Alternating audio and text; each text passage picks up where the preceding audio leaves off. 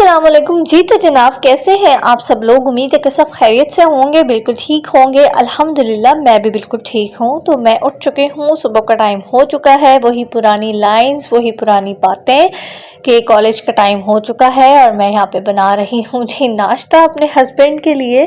तो नाश्ते में ना इस टाइम मुझे कुछ समझ नहीं आता है। अक्सर ऐसा होता है कि सालन वगैरह पड़ा होता है तो फिर कोई इशू नहीं होता है कि पराठा बना दिया, रोटी बना दी, जो भी सालन के साथ खा लिया। तो जब न सालन नहीं होता ना, तो फिर मैं सोचती हूँ कि यार मैं खाली अंडा बनाऊँगी, खाली अंडे के साथ रोटी नहीं खाई जाएगी, तो फिर मैं क्या करूँ। तो आज भी कुछ ऐसा ही सीन था कि सालन नहीं था, तो अंडा बनाना था मुझे। तो फिर मैंने कहा कि बिल्कुल जो है ना फ्राइड एग या वो सिंपल सा जो एग होता है ना, वो नहीं खाया जाता है रोटी के साथ। तो इसीलिए मैंने सोचा कि थोड़े से ना वेजिटेबल्स डाल के, यानी वेजिटेबल्स कौन से बहुत ज़्यादा मैंने डाले हैं कि प्याज टमाटर ही डाला है। तो मैंने कहा थोड़ा सा ये है कि थोड़ा जूसी टमाटर की वजह से ना थोड़ा जूसी जूसी अंडा बन जाता है। तो ये है कि रोटी के साथ आराम से खाया जाता है। तो बस मैंने छोटा सा एक प्याज, छोटा सा पूरा भी प्याज नहीं था, बिल्कुल थोड़ा सा प्याज लिया, उसको चॉप कर लिया और टमाटर को भी छोटा छोटा काट के और अंडा डाल के इसके अंदर। तो ये अंडा मैं इस तरह से बना दूँगी। और साथ में जी मैंने कहा कि मैं पराठा भी बना देती हूँ। और जो है ना ये पराठा मैं इस तरह से बना रही हूँ ताकि नरम सा बन जाए पराठा। तो आज एक और अच्छा सा मज़ेदार सा तरीका आपके साथ शेयर करती हूँ पराठा बनाने का। ये वैसे ना उससे मिलता जुलता ही है जो मैंने आपके साथ पहले शेयर किया था, लेकिन ये कि थोड़ा सा मतलब थोड़ा सा चेंज है। तो है वैसे उसी टाइप का, आप चाहें तो वैसे बना लें। इसमें यह है कि अगर आपके पास टाइम नहीं है तो आप जल्दी जल्दी से बनाना चाहते हैं तो आप ये वाला तरीका यूज़ कर सकते हैं।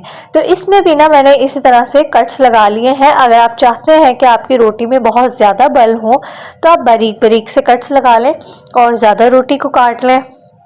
तो बस मुझे नॉर्मल से ही चाहिए था, इतना ज़्यादा मुझे नखरे नहीं करने थे फ़िलहाल तो इसलिए मैंने बस मोटे मोटे से ही ये जो है ना स्ट्रिप्स काट लिए थे थिक थिक से।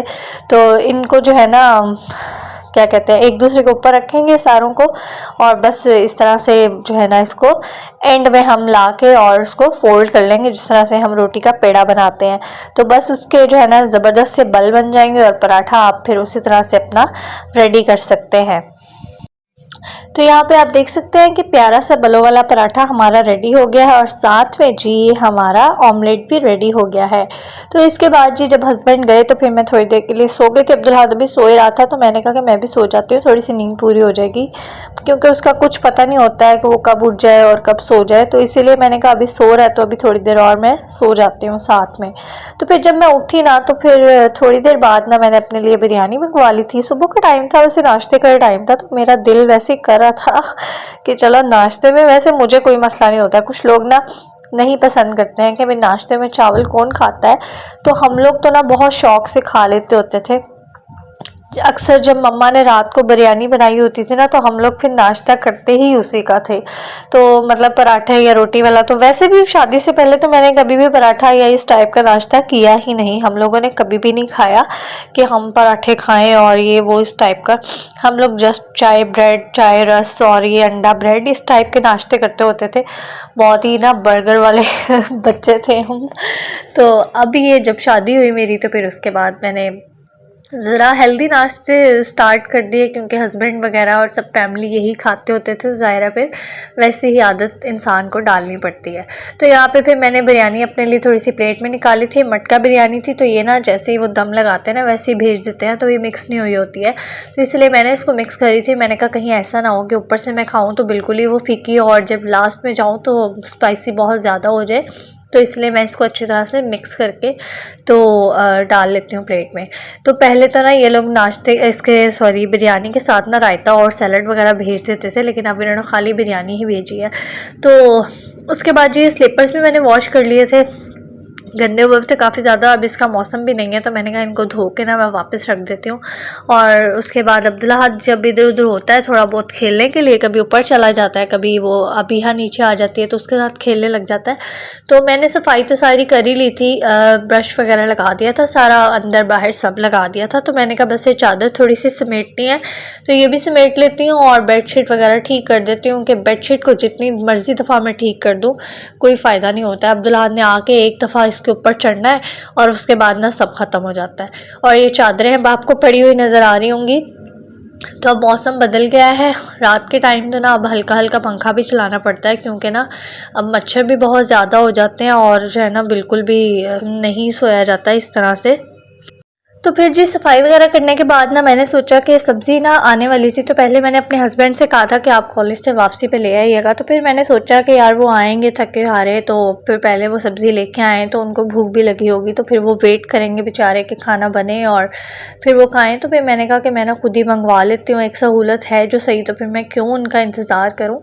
तो फिर मैंने ना सब्ज़ी पांडा मार्ट से ही मंगवा ली थी। तो मैंने कहा कि वो आएँगे तो मैं फटाफट से बना के रख लूँगी और जल्दी से रोटी बनाऊँगी और खा लेंगे हम आराम से।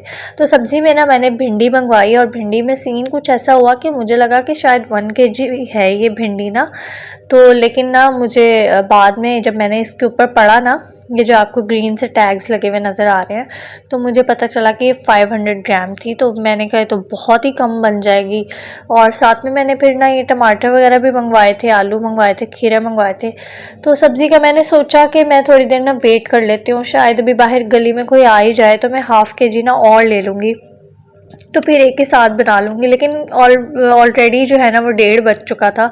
तो मैंने कहा अब मैं पता नहीं कितना इंतज़ार करूँ, कोई आए भी कि ना आए, तो ऐसी देर हो जाएगी बहुत ज़्यादा। तो अब जितनी भी ये है ना, तो मैं बस बना लेती हूँ, अब कोई बात नहीं, खैर है। तो फिर खैर टमाटर और ये वो सब काफ़ी अच्छा मिल गया था मुझे। भिंडी भी ना बहुत अच्छी थी। बाहर से जो हम लेते हैं ना उसमें आधी से ज़्यादा तो ख़राब हो जाती है, इसी वजह से मैं ना थोड़ी सी फ़िक्रमंद थी कि बहुत कम हो जाएगी, इसमें से तो आधी से ज़्यादा ख़राब निकल आती हैं, तो पीछे रह क्या जाएगा। तो यहाँ पे मुझे पता चला कि ये मैंने क्या किया है। तो फिर खैर लेकिन ये हुआ कि भिंडी ना काफ़ी मतलब अच्छी ही निकली, इसमें से ज़्यादा ख़राब नहीं थी, बहुत कोई 2-3 ही बस ख़राब निकली थी, तो थोड़ी बहुत निकल ही आई थी, तो काफ़ी है, चले एक दिन तो गुजर ही जाएगा, इससे कोई मसला नहीं है। और साथ में जी मैंने ये किलो टमाटर भी मंगवा लिए थे, और ये भी मैंने कहा एक आधा निकाल लेती हूँ। टमाटर बड़ा मैंने एक पूरा निकाल लिया है, और साथ में भिंडी के लिए आपको पता है प्याज काफ़ी ज़्यादा चाहिए होता है, तो वो भी हम काट लेंगे। सबसे पहले तो इस भिंडी को हम वॉश करेंगे। भिंडी को कभी भी काटने के बाद नहीं धोते हैं, क्योंकि उसके अंदर जो होती है ना वो लेस सी, वो सारी फिर ना इस तरह से भिंडी ख़राब हो जाती है। तो इसलिए भिंडी को ना पहले ही धो लेना चाहिए काटने से, तो फिर उसके बाद उसको काट लेना चाहिए। तो इसलिए मैंने इसको प्लेट में ट्रांसफ़र किया और अच्छी तरह से इसको पहले मैंने पानी में डाल के वॉश कर लिया था। मैं गर्म पानी से वेजिटेबल्स को धो लेती हूँ, अभी तक गर्म पानी हमारा चल ही रहा है, क्योंकि अब्दुल अहद के लिए गर्म पानी चाहिए होता है। तो अभी तक तो मैंने बंद नहीं करवाया, वैसे हम लोग तो बिल्कुल भी नहीं यूज़ करते हैं। कोई चिकन धोना हो या कोई वेजिटेबल्स वगैरह मैं धो लेती हूँ, थोड़ी सी ये होता है कि ज़रा जर्म्स उसके अंदर से ख़त्म हो जाते हैं, तो अच्छी तरह ज़रा दिल को तसल्ली हो जाती है कि चीज़ बिल्कुल साफ़ है। अदरवाइज़ तो अब ठंडा पानी ही यूज़ होता है, और ठंडा पानी पीने अभी असल में ना मौसम ऐसा है कि वो कहते हैं ना कि पीना ठंडा पानी और नहाना गर्म पानी से है, तो अभी फ़िलहाल ना वो वाला मौसम चल रहा है। अभी प्रॉपर गर्मी भी नहीं आई है और अभी पूरी तरह से सर्दी गई भी नहीं है। वैसे तो मुझे बहुत गर्मी लगती है, मैंने तो अपने लॉन के कपड़े निकाल भी लिए हैं, और मैं तो काफ़ी दिनों से पहनने स्टार्ट कर दिए हैं। मुझसे नहीं बिल्कुल भी ना वो सर्दी वाले कपड़े पहने जाते, कुछ बस टाइम के लिए मैं पहनती हूँ, जो मतलब बीच में आता है ना थोड़ा सा जो बहुत ज़्यादा सर्दी वाला मौसम होता है, उसमें ही बस मैं मोटे कपड़े पहनती हूँ, और उसमें भी मैं स्वेटर वगैरह का यूज़ बहुत कम करती हूँ। और इसी तरह से मेरा छोटा भाई भी जो है ना उसको भी बहुत गर्मी लगती है। तो यहाँ पे जी वेजिटेबल्स मैंने काट ली थी सारी, और उसके बाद भिंडी को आपको पता है कि फ्राई करके बनाना होता है, तो भिंडी को हम कर लेते हैं जी फ्राई। और यहाँ पे एक और बात मैं आपको बताती चलूँ, वो ये कि ये जो ऑयल है ना वो अब मैं किसी और फ्राइंग वगैरह में यूज़ बिल्कुल भी नहीं करूँगी, क्योंकि इसके अंदर अब ये भिंडी का जो है ना वो प्रॉपर टेस्ट आएगा। कोई भी अगर हम इसके अंदर चीज़ करेंगे फ्राई, तो ये मैं अलहदा से निकाल लूँगी, इसको हम किसी हंडिया वगैरह में यूज़ कर लेंगे। तो जो अपनी फ्राइंग करनी होगी ना उसके लिए मैं अलहदा से ऑयल डाल लूँगी अब कढ़ाई में, न्यू वाला। तो भिंडी को फ्राई कर रही थी मैं दूसरी साइड पे, तो मैंने कहा यहाँ पे मैं फटाफट से मसाला भी रेडी कर लेती हूँ, क्योंकि इस तरफ जो है ना वो आग बहुत कम होती है। तो मैंने कहा जब तक मैं वो होगा फ्राई, तो मसाला भी थोड़ा बहुत डन हो ही जाएगा। तो यहाँ पे मैंने दूसरी तरफ भी प्याज डाल दिया है कढ़ाई में ऑयल डाल के, और बहुत ज़्यादा आप देख सकते हैं प्याज मैंने नहीं लिया है, क्योंकि फ्राई प्याज भी इसके अंदर ऐड होगा, तो कुछ उसमें मैंने फ्राई कर दिया था और थोड़ा सा मैंने इसके अंदर डाल दिया था। तो भिंडी भी वैसे कम ही थी, तो अगर ज़्यादा होती तो फिर मैं ज़्यादा प्याज कर लेती।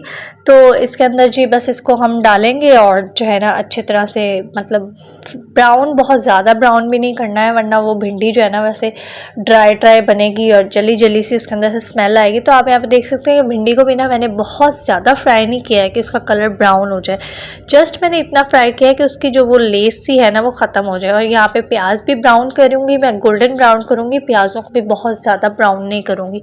तो भाई मेरा तो भिंडी बनाने का यही तरीका है, आप लोगों का क्या तरीका है ये तो मुझे नहीं पता, लेकिन मुझे इसी तरह से भिंडी बहुत पसंद है।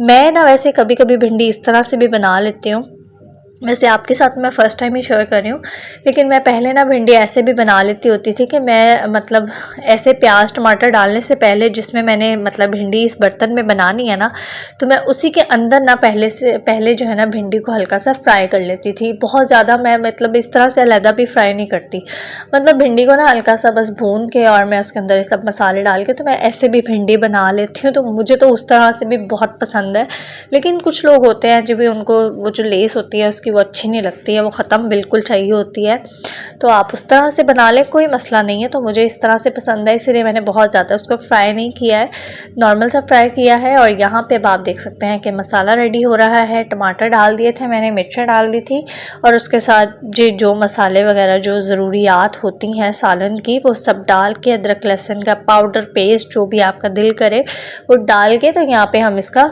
मज़ेदार सा मसाला बना लेंगे। और उसके बाद जी बस हम लोगों ने जो भिंडी और प्याज हमारे फ्राइड होंगे वो हम इस मसाले को भून के अच्छी तरह से इसके अंदर ऐड कर देंगे, और आपकी भिंडी बहुत जल्दी से बन जाती है। वैसे तो भिंडी जो हम लोग क्योंकि छोटी सी फैमिली है ना, तो इतना मुझे टाइम नहीं लगा, फिर भी मुझे 1 घंटा लग गया था आराम से इसको बनाने में। तो लेकिन यह है कि जहाँ पे माशाल्लाह से फैमिली बहुत ज़्यादा होती है ना, वहाँ पे उतनी ही चीज़ पहले काटनी पड़ती है, फिर आपको कोई 3 से 4 उसके वो लगाने पड़ेंगे फ्राई करने में, फिर उतना ही प्याज फ्राई करो, तो आपके तो 2-2.5 घंटे आराम से लग जाने हैं भिंडी बनाने में। तो इसीलिए ना बहुत सारे लोग ना कतराते हैं इस तरह की सब्जियों से, जैसे साग हो गए, करेले हो गए, तो वो लोग कहते हैं भाई ना ही बनानी पड़े। मेरे जैसी बेचारी जो है ना वो 10 दफ़ा सोच के उसके बाद इस तरह की मैं सब्ज़ी बनाती हूँ। तो फिर जहाँ फैमिली माशाल्लाह से ज़्यादा हो वहाँ पे तो फिर बस बंदा सोचता ही रह जाता है। तो खैर जी यहाँ पे भिंडी हमारी हो गई है रेडी, और अगेन कि मैं भिंडी इसी तरह से पसंद करती हूँ, मुझे इसमें बिल्कुल मैश मसाले अच्छे नहीं लगते हैं। आप लोग जैसे भी खाते हैं वैसे आप लोग एंजॉय कीजिए। अपनी इस वीडियो को, इस व्लॉग को यहीं पे एंड करते हैं। उम्मीद है कि आपको पसंद आई होगी, तो इसको लाइक कीजिएगा, और चैनल पे न्यू है तो सब्सक्राइब भी कीजिएगा। और ये मत सोचिएगा कि भिंडी की आग में यहीं पे बंद कर दूँगी, अब इसको मैं मज़ीद थोड़ा सा पकाऊँगी। अभी तो भिंडी में कसर है अच्छी खासी, इसको लो फ्लेम करके मैं कवर कर दूंगी ताकि स्टीम में ये पक जाए। तो इंशाल्लाह दोबारा मिलेंगे, मुझे दुआ में याद रखिएगा। अल्लाह हाफिज़।